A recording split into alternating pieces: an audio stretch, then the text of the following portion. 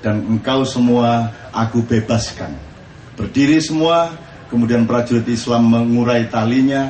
Bahkan kalian tidak hanya aku bebaskan, kalian tolong antri lewat pintu sana, pintu sana, pintu sana, dan kalian sudah ditunggu oleh onta, kambing, dan harta benda lain yang akan dibagikan untuk kalian semua. Gitu kan? Jadi itu luar biasa, itu Valentine Day-nya Islam.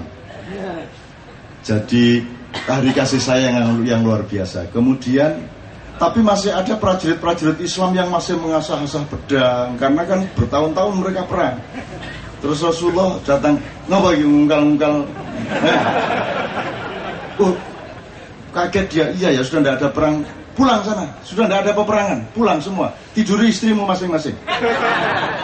Meniduri satu istri dengan baik dan santun sama dengan membunuh kafir 70 orang. Nah, itu rumusnya begitu. Nah, dipakai sama Yai Budi.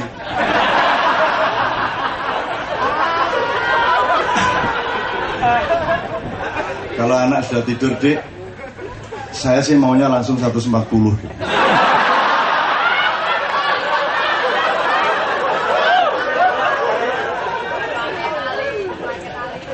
Terus istrinya malah jawab 210 ya Allah. Coba asiknya Masya Allah. Kalau semua didasari cinta kasih. Dan lahirnya teori-teori ekonomi, kekeluargaan, kemasyarakatan dari Bung Hatta itu tidak lain, tidak bukan. Itu hanya lahir dari rasa cinta. Itu lahir dari rasa kebersamaan dengan orang banyak. Ya. Kita tidak peduli yang menang siapa nanti presidennya. Kita tidak peduli yang mana parpol yang akan menang. Yang kita pedulikan adalah siapapun yang menang, kalau mereka tidak menerapkan kebersamaan dengan rakyat, cinta kasih dengan rakyat, teori-teori dan mekanisme ekonomi, politik dan apapun yang tidak berfokus kepada kepentingan dan kesejahteraan rakyat, maka itulah yang kita tolak.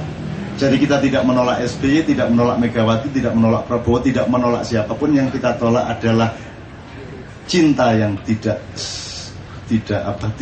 sejati kepada rakyat. Jadi siapapun mereka yang jadi tidak ada masalah, karena toh juga sama saja. Oke. Nah, ada opresi, kemudian ada suppress, terus baru ada situasi atau posisi depres. Jadi teman-teman sekalian, tinggal apa saja yang depres. Depres itu posisi ditekan atau posisi dipenek. Penek itu bahasa Inggrisnya, bahasa Indonesianya diperus gini Mas. Dipenek itu nah, oke, dipencet ini yang ditindih. Ditindih ini terus ini ahli tindih ya.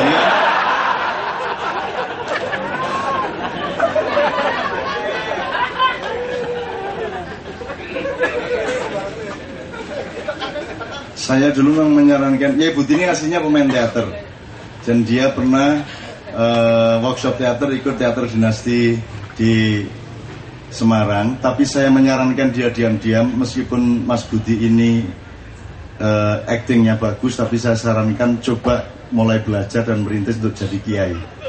Itu satu strategi yang saya susun sejak dulu. Kira gak dadeno kiai mblaeni arek iki. Wong dadi kiai bojone brucal muana. Baru mulai meteng meneh. Meteng meneh.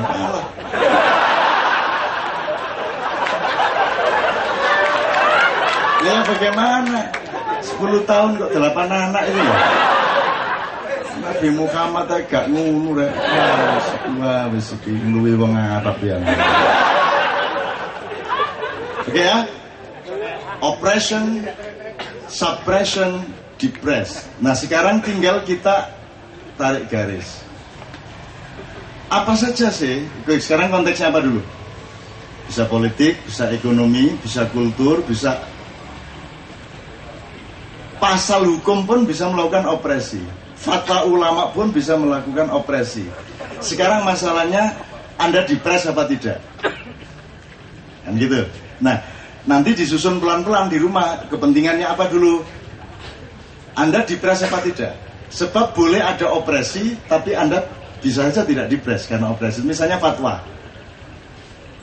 Anda dikasih fatwa merokok itu haram bagi anak umur di bawah 17 tahun dan bagi ibu-ibu hamil.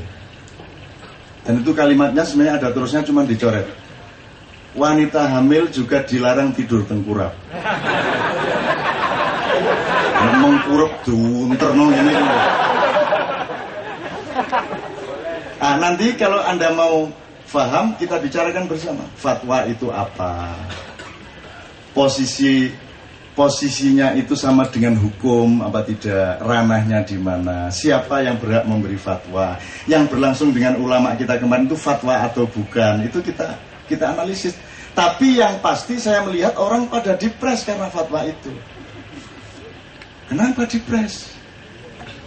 Loh gitu aja kok. Loh, ambo ada 1000 fatwa lagi, kenapa Anda harus dipres? Nomor 1, karena Anda tidak mempelajari fatwa itu apa. Nomor 2, Anda tidak mempelajari lahirnya yang disebut fatwa di Padang Panjang itu apa. Bagaimana? Anda tidak pelajari. Nomor 3, loh, ya kan Anda bisa bikin fatwa sendiri. Gitu loh. Ah, nanti kita pelajari kalau Anda memerlukannya. Tapi monggo, serah Anda.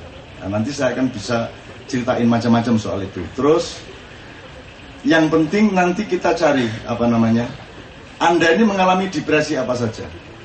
Misalnya ekonomi rakyat, yaitu saya menyebutnya ekonomi nafas dalam.